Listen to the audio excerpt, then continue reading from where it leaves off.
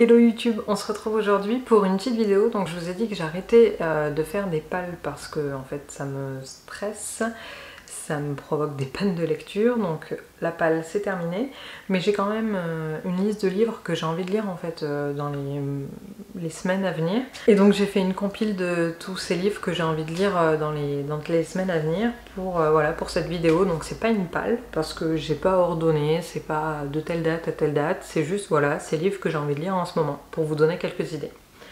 Donc on a quelques romans en français et beaucoup de romans en anglais parce qu'en fait en ce moment j'ai vraiment envie de lire en anglais. Je viens de lire Heartstopper de Alice Oseman qui est un roman graphique que j'ai adoré et ça s'est lu très très vite et c'est vrai que ça m'a encore plus donné envie de lire en anglais. Donc dans un premier temps je veux lire mon deuxième tome de Véronica Mars. J'avais le premier tome ici qui s'appelle The $1000 Timeline, donc que j'ai lu l'année dernière. Et en fait, cette année sort donc au mois de juillet une saison supplémentaire de Véronica Mars. Donc pour la petite histoire, Véronica Mars, je suivais ça quand j'étais au lycée. Il y a eu 3 saisons. Et la dernière s'est terminée un peu en mode bateau parce que ils ont fini leur saison. Et en fait, ils n'étaient pas encore au courant que CW allait mettre fin à la série. Et donc c'était une fin sans... Enfin, c'était pas vraiment une fin de série. Et du coup, bon, les fans inconditionnels étaient dégoûtés parce que la série n'avait pas de fin. Et ils ont fait une campagne de crowdfunding. Et ils ont tourné un film il y a quelques années. Ça a hyper bien marché. Et du coup, Hulu s'est dit, allez, on reprend le topic et on va faire une saison complémentaire avec les mêmes acteurs qui, il faut bien le souligner, sont toujours là pour les projets complémentaires. Ils sont très attachés à leur série, les acteurs d'origine, et donc à chaque fois ils sont OP pour des saisons, des films complémentaires. Donc la dernière saison va se baser sur les 2 bouquins qui ont été écrits par Rob Thomas, qui est en fait le scénariste initial de la série. Et donc j'ai lu le premier, j'ai envie de lire le deuxième parce que voilà, j'ai pas envie de me faire spoiler par la série, et en fait j'ai envie d'avoir une longueur d'avance et d'avoir un petit peu consommé tous les supports possibles pour Véronica Mars. Voilà, donc j'ai hâte, c'est une enquête. Alors le premier, c'était une enquête pendant le... Ah mince, comment ils appellent ça, le Spring Break. Donc il se passe à Neptune, la ville où habite Véronica. Et donc là on est sur une autre enquête, j'ai pas encore le pitch parce que j'ai pas voulu me spoiler. Voilà, donc j'ai hâte de lire ça, je pense que... de toute façon je vais le lire avant mi-juillet. Donc je pense que ce sera lu courant fin juin, début juillet. Ensuite, un autre roman en anglais que j'ai depuis maintenant un petit moment, bon moins longtemps que Véronica Mars, mais un petit moment sur ma palette de livres non lus. En fait c'est Vicious de V.E. Schwab. Donc de V.E. Schwab j'ai lu City of Ghosts pour le moment qui est un roman un peu middle grade. Et Vicious c'est un peu plus adulte. En fait l'histoire dit que Victoria Schwab, quand elle signe un roman en V.E. Schwab, c'est pour les adultes, et quand elle le signe en Victoria Schwab, c'est plus middle grade. Voilà, donc c'est l'histoire de 2 amis, je crois, parce qu'en fait tout le monde en a parlé sur les réseaux, donc on connaît à peu près le pitch. C'est 2 amis qui font une expérience qui les transforme tous les deux, et en fait ils se détestent. C'est l'histoire du conflit entre ces 2 amis ces 2 personnes qui étaient amies à l'origine. Donc j'en sais pas beaucoup plus parce que je me suis volontairement éloignée de tout ce que les gens pouvaient en raconter parce qu'en fait j'ai pas envie de me faire spoiler, donc voilà, j'ai hâte de le commencer. Il y a la suite qui est sortie qui s'appelle Vengeful, donc voilà, donc il faut que je le lise, comme ça après je pourrais lire Vengeful. Alors là on est sur le... Vous allez dire que je fais chier, mais... Véronica Mars, on est sur un bouquin hyper fluffy, trop cool, j'adore, je sais pas, c'est agréable à tenir en main. Celui-là, on est sur le bon vieux UK, bien rigide, comme Percy Jackson. Encore celui-là, il est un peu moins rigide que Percy Jackson. Mais les pages, c'est... Ah, c'est pas chouette, quoi, les gars. Alors, dans le genre fluffy, j'en ai un top que j'ai commandé il y a pas longtemps. Vous avez dû le voir dans un de mes book hauls le mois dernier ou le mois d'avant, je sais plus trop. En fait, j'ai lu Fangirl de Rainbow Rowell, et donc du coup, il fallait que je lise Carry On. Et regardez. Oui, c'est fluffy. Donc en fait, Carry On, c'est la fanfiction qui est écrite par le personnage principal de Fangirl. Donc qui est basée tout le monde dit c'est un peu inspiré d'Harry Potter, mais avec une relation gay. Et donc je me suis dit que pour le mois de juin c'était sympa parce que c'est le mois de la fierté et en plus de ça j'ai vraiment envie de le lire, j'adore cette couverture. Et Quartier du Livre, que je suis beaucoup sur Insta et sur YouTube, l'a relu il n'y a pas longtemps, ou l'a lu. Est-ce qu'elle l'avait déjà lu? Je ne sais pas. Mais c'est vrai qu'elle m'a redonné encore plus envie de le lire. Donc voilà, je l'ai mis ici dans cette petite pile de mes envies littéraires pour cet été. Encore un petit young adulte des familles qui s'accordent très bien d'un point de vue couleur avec Carry On, qui est Geekerella, que j'ai acheté vraiment le mois dernier. Je crois que quand je vous ai tourné mon book haul, j'attendais de le recevoir par la poste. Je l'ai commandé sur The Book Depository et c'est pas les... Alors la livraison est gratuite, mais alors c'est pas la boutique la plus rapide pour livrer les bouquins. Mais bon, peu importe. C'est une réécriture de contes basée sur Cendrillon, je crois, pour Cinderella. Oui, je pense que c'est ça, c'est bien Cendrillon. Parce qu'en fait, en vrai, moi j'ai un peu du mal. Je me demandais au début si c'était pas La Belle et la Bête, parce qu'elle est un peu habillée comme Belle, mais non. Je ne crois pas. Bref, on est encore sur une histoire de fandom, tout ça, un peu comme Fangirl, donc voilà, j'en sais pas plus. Je sais qu'il y a du cosplay et que ça se passe à une conférence, ou enfin, je sais plus comment on appelle ça, là. Je pense que, enfin, c'est un roman assez court, donc je pense que je l'aurais vite lu.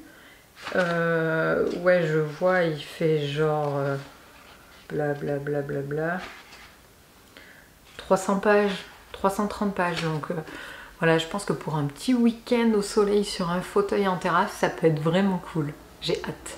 En même temps, je vais vous dire, j'ai hâte pour tous les romans, mais forcément, je les ai mis dans cette pile de bouquins que j'ai envie de lire, donc j'ai hâte de les lire tous. Et donc, en dernier VO, donc anglais bien sûr, hein, parce que je lis pas encore en espagnol, j'ai un super coffret qui est encore sous blister, parce que oui, on sait, c'est Morgane, elle a un peu gaga des bouquins.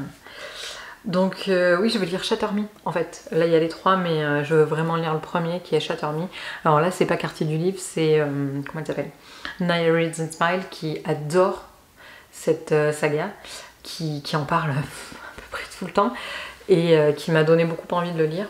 Voilà, et puis en ce moment en plus je sais pas pourquoi, enfin si c'est parce que le dernier vient de sortir, il y en a encore une autre série derrière, mais tout le monde montre sur Insta le Shatter Me, ce qui me donne encore plus envie de le lire.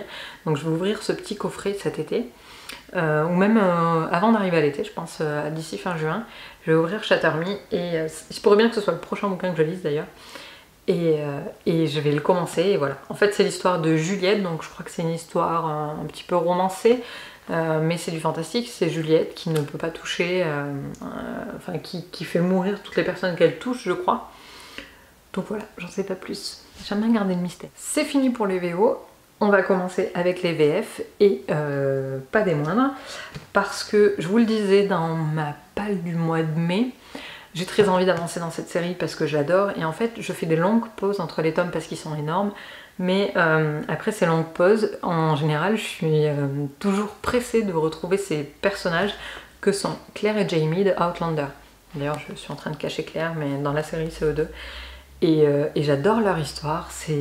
En plus de ça, c'est une fresque historique, donc on apprend beaucoup. Alors tout le monde vous dira aujourd'hui, parce que c'est une saga Outlander qui a eu beaucoup de succès il y a quelques années, et puis après c'est un peu passé, et aujourd'hui tout le monde se rebelle, enfin surtout les filles, sur la condition de Claire dans cette série, la condition de la femme de manière générale. Mais les gars, faut pas oublier que ça se passait en Écosse dans les années 1700 quoi. Et en fait ça se passait comme ça, c'est triste, c'est malheureux, je le déplore, que la condition de la femme ait mis aussi longtemps à évoluer.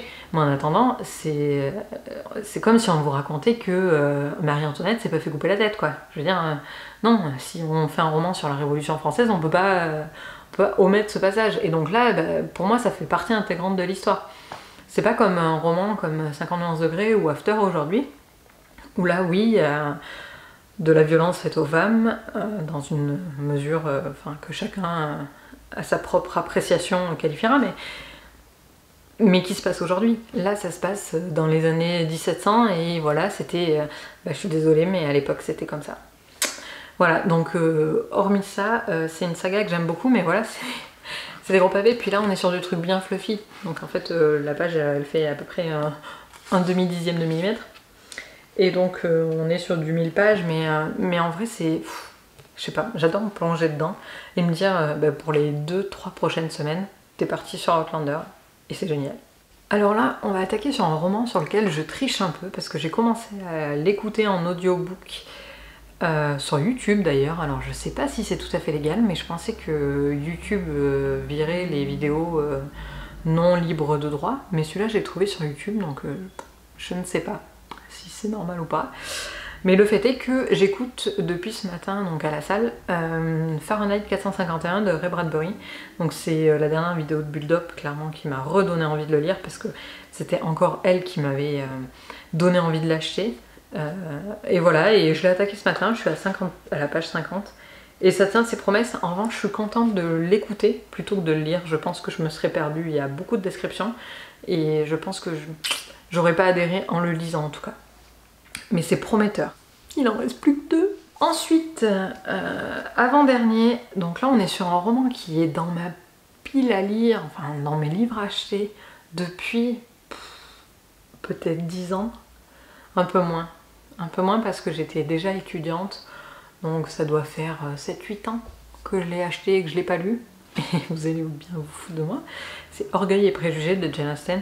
Et en fait j'ai envie de le lire dans le cadre du Basically Readathon de Basically Brit, que je suis sur YouTube depuis un petit moment maintenant, et qui organise son propre readathon au mois de juillet, je crois que c'est le 6 juillet, où elle souhaite, enfin le thème du readathon c'est prenez les bouquins qui sont dans votre palle depuis plusieurs années, que vous n'avez jamais lus, et voilà, lisez ça pendant 24 heures. Et donc j'ai bien envie de me faire celui-ci. Il y en a peut-être d'autres que je prendrai en bonus. Mais je vais pas vous faire le pitch d'Orgueil et préjugés. Je pense que tout le monde est au courant de l'histoire de Monsieur Darcy et d'Elisabeth. Donc moi j'ai vu le film. Mais voilà, j'ai envie de lire le roman. Et je pense que sur ces 24 heures-là, ce sera un bon... comment dire, un bon moyen de le lire. Et de cocher un petit classique dans ma liste des classiques à lire en 2019.